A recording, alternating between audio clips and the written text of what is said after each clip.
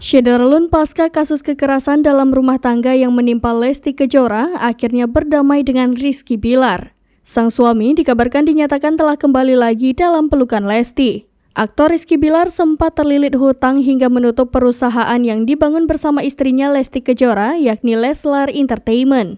Kabarnya, Rizky Bilar terlilit banyak hutang pasca terjerat kasus kekerasan dalam rumah tangga beberapa waktu lalu. Terkait hal ini, Isa Zega sebagai teman lama Rizky Bilar pun buka suara dan memberikan komentar. Isa Zega merasa tak masalah jika ternyata Rizky Bilar memiliki banyak hutang. Menurutnya, hutang hanya perlu dilunasi nantinya. Tak hanya itu, Mami Isa kembali menegaskan bahwa orang terkaya di Indonesia pun memiliki hutang. Seolah tak terima dengan kabar tersebut, ayah Rizky Bilar, Daniel Eddy, memamerkan BPKB mobil mewah milik putranya. Daniel Eddy pun seakan membantah tudingan bahwa Rizky Bilar bangkrut dan hidup menumpang dari Lesti. Bobby Rahman selaku kakak Rizky Bilar juga menyatakan dirinya dan sang ayah bukan untuk memamerkan atau menyombongkan diri. Mereka ingin membuktikan apa yang dituduhkan oleh netizen kepada Rizky Bilar tidak benar.